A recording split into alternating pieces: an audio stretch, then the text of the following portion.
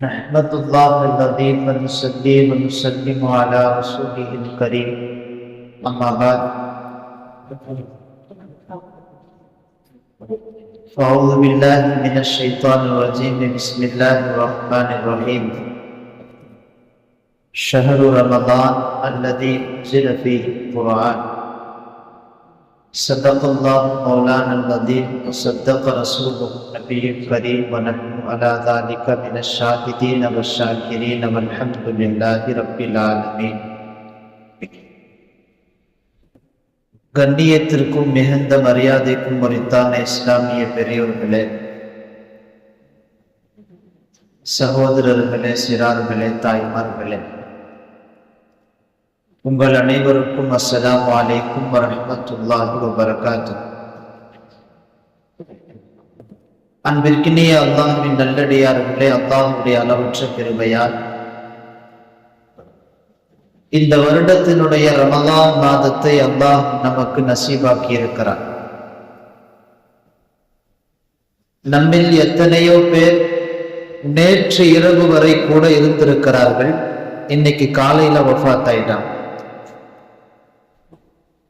அல்லாஹ் ஜல்ல ஷானுஹு வ தஆலா ஒரு ரமலானை நம்மிடத்திலே கொடுத்திருக்கிறான் என்றால் அந்த ரமலானுடைய மகத்துவத்தை புரிந்து அந்த ரமலானை பயன்படுத்துவதற்கான ஞானங்களையும் அல்லாஹ் நமக்கு தந்தரல் புரிவானான். எனவே ரமலானுடைய இந்த முதல் இரவிலே தராவீஹினுடைய தொழுகையை நிறைவேற்றிட்டு நாம் எல்லாம் உட்கார்ந்து இருக்கிறோம். இந்த நேரத்தில் இந்த ரமலானை இன்ஷா அல்லாஹ் முறையாக நான் பயன்படுத்துவேன் என்கிற உறுதிமொழியோடு இந்த ரமலானுடைய மாதத்தை நாம் துவங்கலாம். அன்பிற்கினியவர்களே, ரமலானுடைய மாதம் என்றால் நிறைய சிறப்புகள் ஹதீசுகளிலே வருகிறது. ரமலானுடைய மாசம் வந்துருச்சுன்னு சொன்னா ஷைத்தான் விலங்கிடப்பட்டு விடுகிறான், சுவர்க்கத்தின் வாசல்கள் திறக்கப்பட்டு விடுகிறது, நரகத்தின் வாசல் மூடப்பட்டு விடுகிறது. நிறைய ஹதீசுகள், நிறைய சிறப்புகள் வருகிறது. ரமலானுடைய மாதத்தின் பல்வேறு சிறப்புகளில் ஒரு முக்கியமான ஒரு சிறப்பு என்னன்னு சொன்னா, இந்த ரமலானுடைய மாதத்தில் தான் குர்ஆன் இறங்கியது. பொதுவா குர்ஆனுக்கு ஒரு சிறப்பு இருக்குது. என்னன்னா, அது வருகிற வழிகளை எல்லாம் சிறப்புப்படுத்தி விட்டு வந்துவிடும். குர்ஆன் இப்ப பாருங்க, மக்காவிலையும் மதீனாவிலையும் இறங்குச்சு. குர்ஆன் இறங்கிய பூமி மதீனாவும் மக்காவும் தானே. அந்த இரண்டு பூமியும் இந்த உலகத்தின் எல்லா பூமியை விட சிறப்பு பெற்ற பூமியாகிடுச்சு. குர்ஆன் அரபு மொழியில இறங்கியது. எனவே இந்த உலகத்தின் எல்லா மொழியிலும் அரபு மொழி சிறந்த மொழி. குர்ஆன் ஜிப்ரீல் அலைஹிஸ்ஸலாம் அவர்கள் ரசூலுல்லாஹ்வுக்கு கொண்டு வருகிறார்கள். எண்ணில் அடக்கி விட முடியாத பல கோடிக்கணக்கான மலக்குகளில் ஆக சிறந்த மலக்கு ஜிப்ரீல் அலைஹிஸ்ஸலாம். இந்த குர்ஆன் எந்த சமூகத்திற்கு முன்னால் இறக்க பெற்றதோ, ஹஸரத் சஹாபாக்கள் அத்தனை பேரும் இந்த உலகத்தில் நபிமார்களுக்கு அடுத்து மனித வர்க்கத்தில் ஆக சிறந்தவர்கள். இந்த குர்ஆன் எந்த உம்மத்துக்கு இறக்க பெற்றதோ அந்த உம்மத்து நாம் எல்லாம் உம்மத்தே முஹம்மதியா, இந்த உலகத்தில் ஆக சிறந்த உம்மத். குர்ஆனுடைய வழி எல்லாம் இப்படிதான்.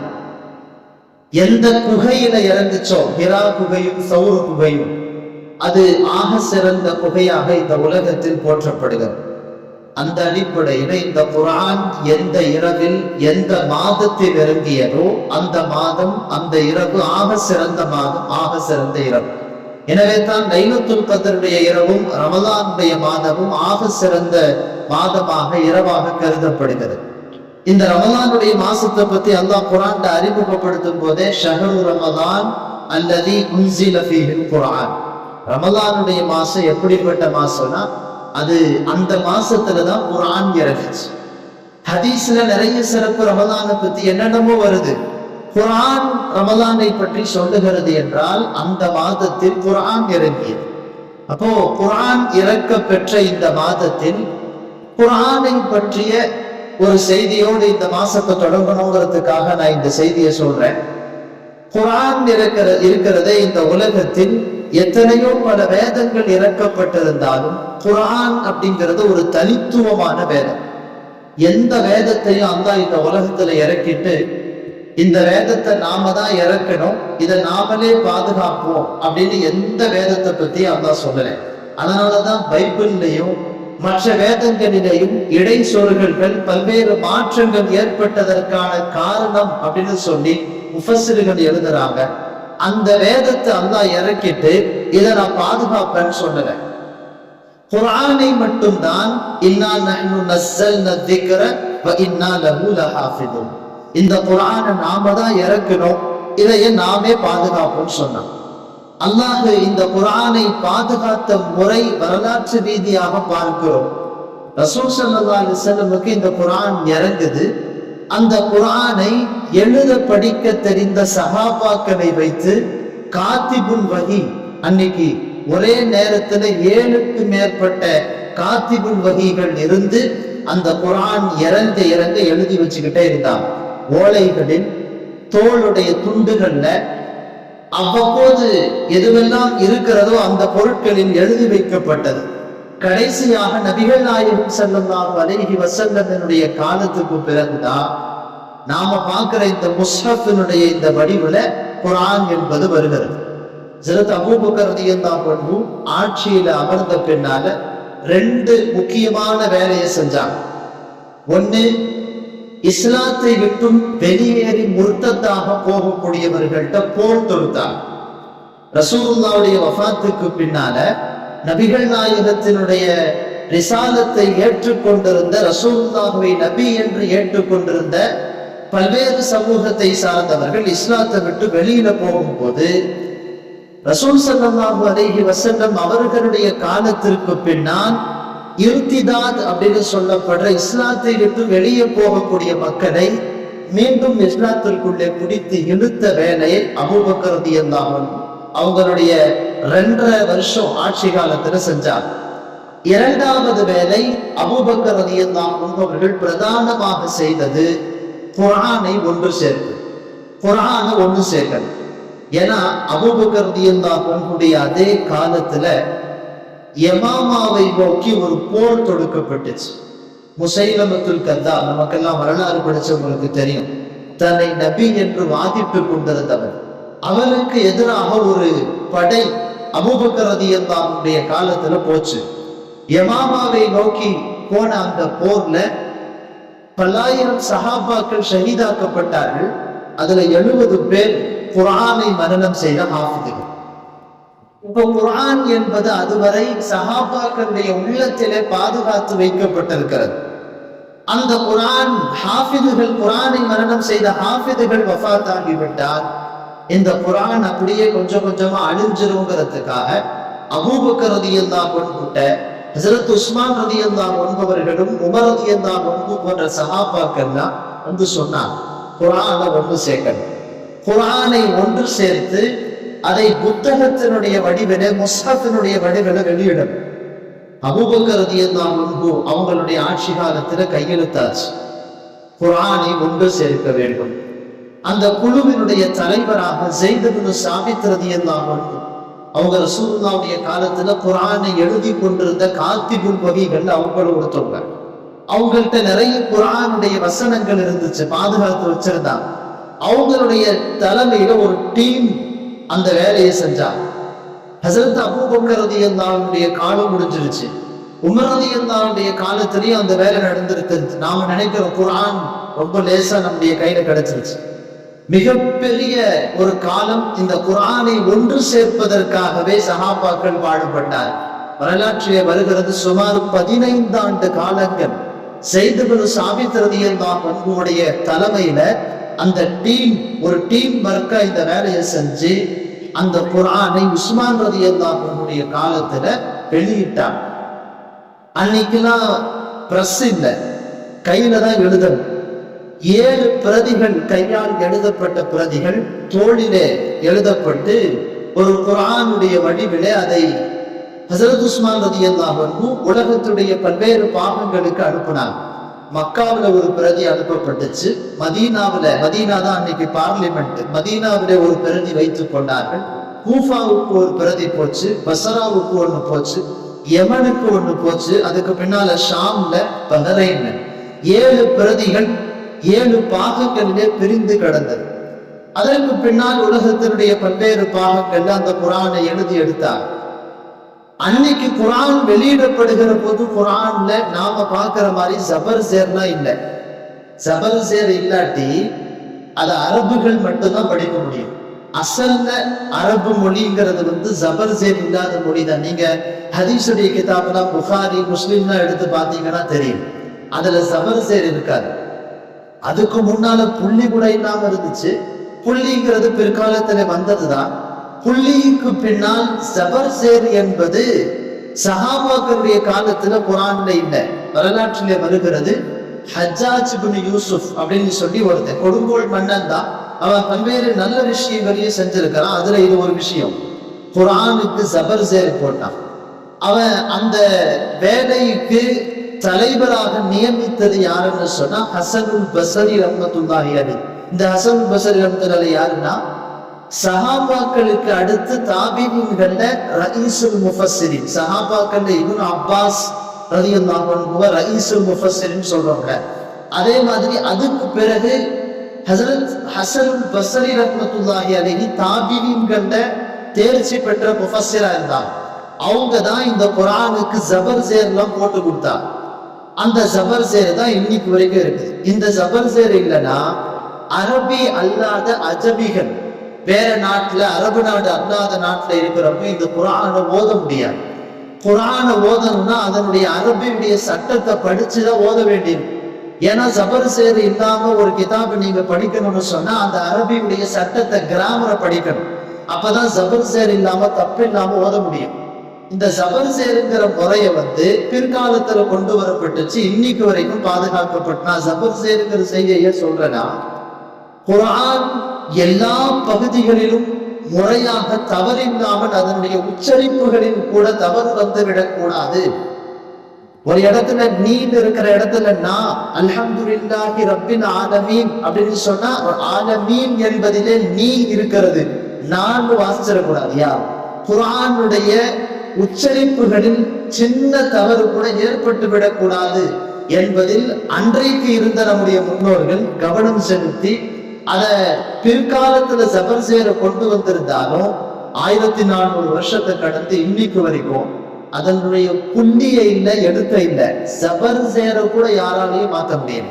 நீங்க குர்ஆன்ல ஏதாச்சும் ஒரு இடத்துல ஜபருக்கு பதில் சேர் வந்துச்சுன்னு வைங்களேன், அந்த குர்ஆனை எப்படியாவது ஏதாவது ஒரு ஹாஃபிதுடைய கண்ணில் அந்த குர்ஆன் பற்றும். அந்த குர்ஆன்ல இருக்கிற தவறை அவர் திருத்தி விடுவார். இது குர்ஆனுக்கே உரித்தான ஒரு தனிப்பட்ட ஒரு சிறப்பு. அந்த அடிப்படையில் குர்ஆன் என்பது அல்லாஹ் நான் இதை பாதுகாப்பேன் அப்படின்னு சொன்னா இது இன்னைக்கு வரைக்கும் பாதுகாக்கப்பட்டது. குர்ஆன் கியாமத்து வரை பாதுகாக்கப்படும். குர்ஆன் பாதுகாக்கப்படுவது உறுதியான செய்தி, அதில் எந்த சந்தேகமும் இல்லை. இப்ப நாம என்ன யோசிக்கணும்னு சொன்னா, குர்ஆன் எப்படியும் கியாமத்து வரை பாதுகாக்கப்பட போகிறது. இந்த குர்ஆனோடு நமக்கான கடமை என்ன? இதுதான் இங்க நாம நம்முடைய செய்தியாக எடுத்துக்கொள்ள வேண்டும். குர்ஆனுடைய ஒரு சில கடமைகள் இது. முக்கியமா ஒரு 5 கடமை மட்டும் நான் சொல்லி என்னுடைய பயான் முடிச்சிடுறேன். அது இன்ஷா அல்லாஹ் இந்த ரமலான்ல இருந்து அந்த கடமையின் விஷயத்துல நாம கவனம் செலுத்தணும். முதல் கடமை, இந்த குர்ஆனை யாராவது ஒருவரிடமிருந்து கேட்க வேண்டும். குர்ஆன் இறங்கும் போது அப்படிதானே இறங்குச்சு. அல்லாஹ் ஜிப்ரீல் அலைஹிஸ்ஸலாமுக்கு ஓதி கொடுத்தான். ஜிப்ரீல் அலைஹிஸ்ஸலாம் அவர்கள் நபிகள் நாயகம் ஸல்லல்லாஹு அலைஹி வஸல்லம் ஓதி காமிச்சார். அந்த குர்ஆன் ஓதக்கூடிய சமயத்துல யாராச்சும் ஒருத்தவங்க குர்ஆன் ஓதுறாங்கன்னு வைங்களேன், அதை உட்கார்ந்து அமைதியா கேட்கணும். அதுவும் குர்ஆனுடைய ஒரு கடமை.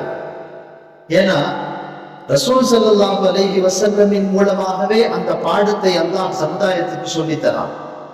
ஹஜ்ரத் ஜிப்ரீல் அலைஹிஸ்ஸலாம் இந்த குர்ஆனை ஓதுறாங்க, ரசூலுல்லாஹ்ட்ட ஓதி காமிக்கிறாங்க. ஓதி காமிக்கும் போது ரசூல் ஸல்லல்லாஹு அலைஹி வஸல்லம் என்ன பண்ணாங்கன்னா, இந்த குர்ஆனை மனப்பாடம் பண்ணி வச்சு சஹாபாக்களுக்கு ரசூலுல்லாஹ் சொல்லி கொடுக்கணும். அதனால ரசூலுல்லாஹ் என்ன பண்ணுவாங்கன்னா, ஜிப்ரீல் அலைஹிஸ்ஸலாம் ஓதும் போதே பின்னாடியே கூடவே ஓதுவாங்க. நம்ம பசங்க தொழு வைக்கும் போது அவனுக்கு தெரிஞ்ச சூரா இமாம் சாப் ஓதுறாருன்னா பின்னாடி அவன் ஓதுவான். ரசூல் ஸல்லல்லாஹு அலைஹி வஸல்லம் அவர்களும் அதே மாதிரி ஜிப்ரீல் அலைஹிஸ்ஸலாம் அவர்கள் ஓத இந்த குர்ஆனை கூடவே ஓதிட்டு இருந்தாங்க. அப்ப அல்லாஹ் ரசூலுல்லாஹ்ட்ட சொன்னான், லா துஹர்ரிக் பிஹி லிசானக் லிதஅஜல பிஹி. குர்ஆனுடைய வசனம் இது. நபியே, நீங்கள் உங்களுடைய நாவை வேகமாக இந்த குர்ஆனை நீங்கள் மனப்பாடம் செய்து கொள்ள வேண்டும் என்பதற்காக உங்களுடைய நாவை வேகமா அசைக்க வேண்டாம். இன்ன அலைனா ஜம்அஹு வ குர்ஆன. அல்லாஹ் சொல்றான், இந்த குர்ஆனை உங்களுடைய உள்ளத்திலே ஒன்று சேர்ப்பது, அதை ஓதி காண்பிப்பது எங்கள் மீது கடமை அப்படின்னு சொன்னாங்க. அந்த அடிப்படையில குர்ஆன் ஒருவர் ஓதுகிறார் என்றால் அந்த குர்ஆனை கேட்கணும். அதுதான் தராவீஹ்ல 30 நாள் நமக்கு அந்த கடமையை தான் நாம் செய்யும். அதனால தராவீஹினுடைய தொழுகை என்பது நாம் தராவீஹ் என்ற சுன்னத்தை நிறைவேற்றுவதோடு குர்ஆனை கேட்பது என்கிற நம்முடைய கடமையையும் நிறைவேற்றுகிறோம் என்கிற எண்ணத்தில் இந்த குர்ஆனை நாம் என்ன செய்யணும்? கேட்கணும். குர்ஆன் ஓதக்கூடிய அந்த வசனங்களை கவனமாக தராவீஹ்ல நின்று கேட்கணும். அதுவும் நம்முடைய குர்ஆனுக்கு நாம செய்ய வேண்டியது ஒரு கடமை. எனவே தான் ஹனஃபி மதுஹபினுடைய படி குர்ஆனை ஒரு இமாம் ஓதுகிற போது அதை அமைதியாக கேட்கணும். அவரோட சேர்ந்து ஓதுறது மக்ரூஹுன்னு வருது. அவரோட சேர்ந்து ஓதக்கூடாது. குர்ஆன்லயே வருது, இதா குரிஅல் குர்ஆன் ஃபஸ்தமிஉ லஹு வன்சிது. இந்த குர்ஆன் ஓதப்பட்டால் அதை அமைதியாக வாய் மூடி இருந்து அந்த குர்ஆனை கேட்கணும். இது குர்ஆனுடைய முதல் கடமை. இரண்டாவது, குர்ஆனை ஓதல், திலாவத்துல் குர்ஆன். ஓதுறதுன்னு சொன்னா ஏமுந்தானும் ஓதுறது இல்லை. தஜ்வீதுடைய முறைப்படி குர்ஆன் எப்படி இறக்கப்பட்டதோ அந்த தஜ்வீதுடைய முறைப்படி முறையாக ஓதல். அப்படிதான் ரசூலுல்லாஹ் சஹாபாக்களுக்கு சொல்லி கொடுத்தார். சஹாபாக்கள் அவர்களுக்கு அடுத்து வந்த தாபீஈன்களுக்கு அப்படித்தான் சொல்லி கொடுத்தார். தொடர்ச்சியாக இந்த குர்ஆனுடைய இந்த ஓதுதல் என்பது அந்த தஜ்வீதுடைய முறையில தான் வருது. தஜ்வீதுடைய முறையோடு இந்த குர்ஆனை ஓதுறதுக்கு நாம முயற்சி பண்ணணும். நம்மள நிறைய பேருக்கு குர்ஆன் ஓத தெரியாது. குர்ஆன் ஓதுறதுக்கு பழகும் இந்த ரமலான்ல இருக்கு. அப்படி ஓத தெரிந்தவர்கள் தஜ்வீதோடு ஓத தெரியாது என்றால் முறையாக தஜ்வீதோடு ஓதுறதுக்கு முயற்சி பண்ணணும். தஜ்வீதோடு ஓத தெரிந்தவர்கள் அதிகமாக குர்ஆனை ஓதுவதற்கு முயற்சி செய்யணும். குர்ஆனுடைய வசனங்களை ஓதுவதும் அதை கேட்பதும் நம்முடைய உள்ளத்தினுடைய மிகப்பெரிய மாற்றத்துக்கு அது காரணமாயிருக்கும். அதனால குர்ஆனுடைய வசனத்தை கேட்கிறது, ஓதுறது, இது ரெண்டும் முக்கியமான கடமை. மூணாவது, இந்த குர்ஆன் எந்த சட்டங்களை நமக்கு சொல்லுகிறதோ அந்த சட்டத்தை புரிய வேண்டும். அதுக்குதான் இந்த தஃப்சீருடைய மஜ்லிஸ்கள் வைக்கப்பட்டிருக்கிறது. இந்த ரமலானுடைய 30 நாளும் தராவீஹிலே எதை ஓதப்படுகிறதோ அதனுடைய சாராம்சத்தையும் அந்த வசனங்களிலிருந்து ஏதாவது ஒரு வசனத்தை தஃப்சீராக பேசப்படாத நம்ம செஞ்சுட்டு இருக்கிறோம். 10 வருஷமா சுமார் நான் இந்த பள்ளியில இந்த தராவீஹுக்கு பிறகு பயான் செஞ்சுட்டு இருக்கிறோம். அல்ஹம்துலில்லாஹ், நிறைய வசனங்களை தஃப்சீர்களாக நாம் கேட்டுக்கொண்டிருக்கிறோம். இது நம்முடைய குர்ஆனுக்கு நாம் செய்ய வேண்டிய நம்முடைய முக்கியமான கடமைகள்ல ஒன்று. அதனாலதான் நம்முடைய பள்ளியில அப்படி ஒரு முறையை ஏற்படுத்தப்பட்டிருக்கிறது. அதனால முதல் நாள் ஏதோ ஆர்வமா உட்கார்ந்துட்டோம், அடுத்தடுத்த நாள் அதனை அசட்டை செய்து விடுவோம் என்று இல்லாமல் முறையாக இந்த குர்ஆனுடைய வசனங்களை புரிவதற்கான ஒரு சின்ன முயற்சி. முழு குர்ஆனையும் நான் ஃபுல்லா விளங்கிட்டேன்னு நான் கூட சொல்ல முடியாது. எவ்வளவு பெரிய ஆலிம் அப்பாட்டக்கரா இருந்தாலும் சொல்ல முடியாது. முழு குர்ஆனுடைய விளக்கம் என்பது அல்லாஹ்வுக்கு அடுத்து நபிகள் நாயகம் ஸல்லல்லாஹு அலைஹி வஸல்லமை தவிர இந்த உலகத்தின் யாருக்கும் இல்லை என்பது வெளிச்சமான செய்தி. அதனால குர்ஆனை முழுசாக எப்பயுமே விளக்கி முடிக்க முடியாது. ஏதோ ஒரு சில வசனங்களினுடைய விளக்கங்களை, நமக்கு தேவையான செய்திகளை அல்லாஹ் கொடுத்து கொண்டே இருப்பான் என்கிற அடிப்படையில இந்த குர்ஆனுடைய விளக்கத்தை நமக்கு நேரம் கிடைக்கும் போதெல்லாம் கேட்கணும். அதுலேயும் குறிப்பா ரமலானுடைய மாசத்துக்கும் குர்ஆனுக்கும் ஒரு தொடர்பு இருக்குதுங்கிறதுனால இந்த ரமலானுடைய மாசத்துல குர்ஆனை கேட்கணும். தராவீஹ்ல அதிகமா குர்ஆன் ஓதணும். அதே மாதிரி ரமலானுடைய இந்த மாசத்துல இந்த குர்ஆனுடைய விளக்கத்தையும் நாம் என்ன செய்யணும்? கேட்கணுங்கிற அடிப்படையில ரமலானுடைய மாசத்துல அது விஷயத்துல நாம கவனம் செலுத்தணும். நாலாவது, இந்த குர்ஆன் எதை நமக்கு சொல்லுகிறதோ அதை நம்முடைய வாழ்க்கையில அமல் செய்யணும். அஞ்சாவது, நபிகள் நாயகத்துக்கும் அல்லாஹ் அதுதான் சொன்னான், யா அய்யுஹன் நபி பல்லிகு மா உன்சில இலைக மிர் ரப்பிக், உங்களுடைய ரப்பிட்ட இருந்து எது வந்துச்சோ அதை நீங்க அடுத்தவங்களுக்கு எடுத்து சொல்லுங்க. குர்ஆன் என்பது நமக்கு அந்த ஞானம் கிடைக்கும் போது அதை அடுத்தவங்களுக்கு எடுத்து சொல்லணும். ஹதீஸ்லயே ரசூலுல்லாஹ் தான் சொல்றாங்க, கைருக்கும் மன் தஅல்லம குர்ஆன வ அல்லம, உங்கள சிறந்தவங்க யாருன்னா நீங்க குர்ஆனை படிக்கணும். குர்ஆனை படிக்கிறதுன்னு சொன்னா அதை ஓதுறதுக்கு, அதனுடைய முறையாக அதை ஓதுவதற்கு, திலாவத்து செய்வதற்கு, அதனுடைய அர்த்தம், அதனுடைய விளக்கம், அது நமக்கு என்ன சொல்லுகிறது என்பதை முழுவதுமாக படிக்க வேண்டும். அதை படித்து விட்டு அடுத்தவர்களுக்கு சொல்லி தரணும். அவங்க தான் ஆக சிறந்தவங்க அப்படின்னு நபிகள் நாயகம் ஸல்லல்லாஹு அலைஹி வஸல்லம் சொல்லுகிறார்கள். எனவே இந்த ரமலானுடைய மாதத்தில் இந்த குர்ஆனினுடைய தொடர்பு என்பது ரொம்ப அவசியமானது. இந்த நான் சொன்ன இந்த 5 கடமைகளை நிறைவேற்றி இந்த ரமலானுடைய மாதத்தில் இந்த குர்ஆனுடைய தொடர்போடு இருப்போம். எல்லாம் வல்ல அல்லாஹ் ஜல்ல ஷானுஹு வ தஆலா அதற்கான நசீபை நமக்கு தந்தல் புரிவானாக. வாஃபிர் தாவானா அல்ஹம்துலில்லாஹி ரப்பில் ஆலமீன்.